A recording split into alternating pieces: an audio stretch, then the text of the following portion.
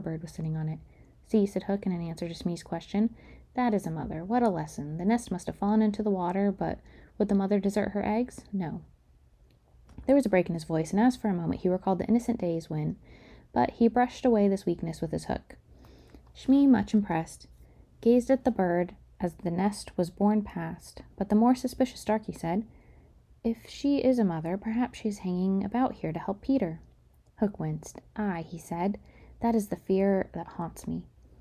He was roused from the dejection by Smee's eager voice. Captain, said Smee, could we not kidnap these boys' mother and make her our own mother? It is a princely scheme, cried Hook, and at once it took practical shape in his great brain. We will seize the children and carry them to the boat. The boys we will make walk the plank, and Wendy shall be our mother. Again Wendy forgot herself. Never, she cried, and bobbed. What was that? But they could see nothing. They thought it must have been a leaf in the wind. Do you agree, my bullies? Asked Hook. There is my hand on it, they both said, and there is my hook, swear. They all swore. By this time they were on the rock, and suddenly Hook remembered Tiger Lily. Where's the redskin? He demanded abruptly.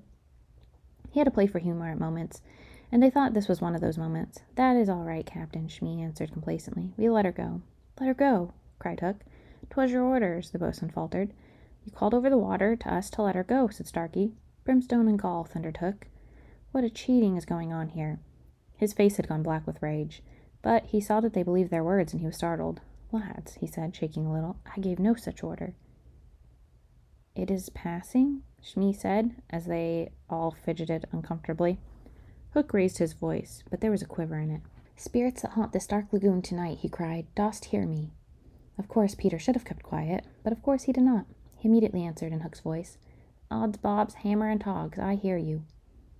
In that supreme moment Hook did not blanch, even at the gills, but Smee and Starkey clung to each other in terror. Who are you, stranger? Speak, Hook demanded. I am James Hook, replied the voice, captain of the Jolly Roger. You are not, Hook cried hoarsely. Brimstone and gall, the voice retorted. Say that again and I'll cast an anchor in you. Hook tried a more ingratiating manner. If you are Hook, he said almost humbly, come tell me, who am I? A codfish, replied the voice. Only a codfish. A codfish, Hook echoed blankly. And it was then, but not until then, that his proud spirit broke. He saw his men draw back from him. Have we been captained all this time by a codfish? They muttered. It is lowering to our pride. They were his dogs, snapping at him, but tragic figure though he had become, he scarcely heeded them. Against such fearful evidence, it was not their belief in him that he needed it. It was his own. He felt his ego slipping from him. Don't desert me, bully, he whispered hoarsely to it. In his dark nature there was a touch of feminine, as in all great pirates, and it sometimes gives him intuitions. Suddenly he tried the guessing game. Hook, he called, have you another voice? Now Peter could never resist a game, and he answered blithely in his own. I have. And another name? Aye, aye. Vegetable? Asked Hook. No. Mineral? No. Animal? Yes. Man? No. This answer rang out scornfully. Boy? Yes. Ordinary boy? No. Wonderful boy? To Wendy's pain, the answer that rang out this time was yes. Are you in England? No. Are you here? Yes. Hook was completely puzzled. You ask him some questions, he said to the others, wiping his damp brow. Smee reflected. I can't think of a thing, he said regretfully. Can't guess, crowed Peter. Do you give it up? Of course, in his pride, he was carrying the game too far, and the miscreants saw their chance. Yes, they answered eagerly. Well then, he cried, I am Peter Pan. Pan. In a moment, Hook was himself again, and Smee and Starkey were his faithful henchmen. Now we have him, shouted Hook. Into the water, Smee. Starkey, mind the boat. Take him dead or alive. He leaped as he spoke, and simultaneously gave the voice of Peter. Are you ready, boys? Aye, aye, from various parts of the lagoon. Then lay him into the pirates. The fight was short and sharp. First to draw blood was John, who gallantly climbed into the boat and held Starkey there, and was fierce struggle in which the cutlass was torn from the pirate's grasp. He wriggled overboard, and John leapt after him. The dinghy drifted away. Here and there a head bobbed up in the water, and there was a flash of steel followed by a cry or a whoop. In the confusion, some struck at their own side. The corkscrew of Smee got Toodles in the fourth rib, but he was himself nicked and turned by Curly. Farther from the rock, Starkey was pressing slightly, and the twins hard. Where all this time was Peter? He was seeking the bigger game. The others were all brave boys, and they must not be blamed for backing from the pirate captain. His iron claw made a circle of dead water around him, from which they fled like affrighted fishes. But there was one who did not fear him. There was one prepared to enter that circle. Strangely, it was not in the water that they met. Hook rose to the rock to breathe, and at the same moment Peter scaled it on the opposite side. The rock was slippery as a ball, and they had to crawl rather than climb. Neither knew that the other was coming. Each feeling for a grip met the other's arm. In surprise, they raised their heads. Their faces were almost touching, so they met. Some of the greatest heroes had confessed that just before they fell, they had a sinking feeling in their stomach. Had it been so with Peter at that moment, I would admit it. After all, he was only a man that the sea cook had feared. But Peter had no sinking. He had only one feeling, gladness, and he gnashed his pretty teeth with joy. Quick as he thought, he snatched a knife from Hook's belt and was about to dive into it when he saw that he was higher up on the rock than his foe. It would not have been a fighting fair. He gave the pirate a hand to help him up. It was then that Hook bit him. Not the pain of this, but its unfairness was what dazed Peter. It made him quite helpless. He could only stare, horrified. Every child is affected thus the first time he is treated unfairly. All he thinks he has the right to when it comes to you is your fairness. After you've been unfair to him, he will love you again, but will never afterwards be quite the same boy.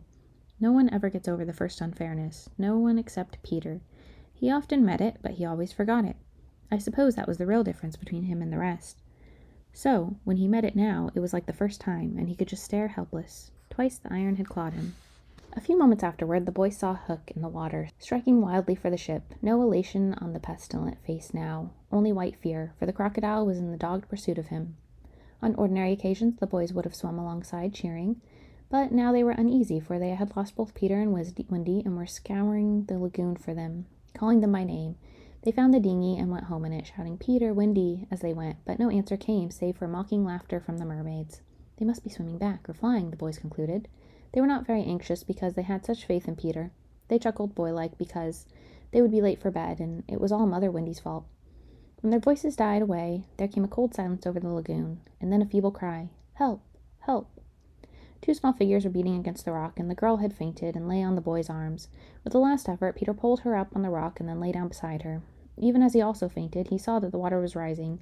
He knew that they would soon be drowned, but he could do no more. As they lay side by side, a mermaid caught Wendy by the foot and began pulling her softly into the water. Peter, feeling her slip from him, woke with a start and was just in time to draw her back, but he had to tell her the truth. "We are on the rock, Wendy," he said, "but it is growing smaller. Soon the water will be over it." She did not understand even now. "We must go," he said, almost brightly. "Yes," she answered faintly. "Shall we swim or fly, Peter?" He had to tell her. "Do you think you could swim or fly as far as the island, Wendy, without my help?" She had to admit she was too tired.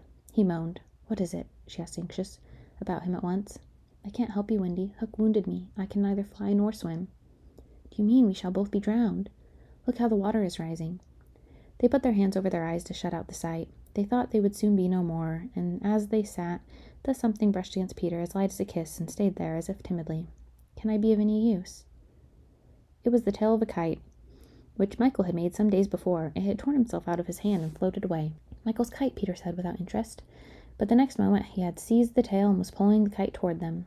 "It lifted Michael off the ground," he cried. "Why should it not carry you? Both of us. It can't lift two. Michael and Curly tried." "Let us draw lots," Wendy said bravely. "And you are a lady. Never." Already he had tied the tail around her. She clung to him, refused to go without him, but with a "Goodbye, Wendy," he pushed her from the rock, and in a few moments she was borne out of his sight. Peter was alone in the lagoon. The rock was very small now.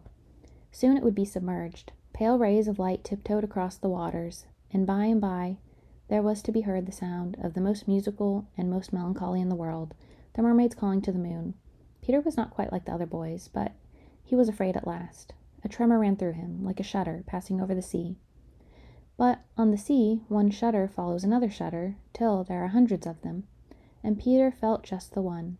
Next moment, he was standing on the rock again, with that smile on his face and a drum beating within him. It was saying, "To die will be an awfully big adventure."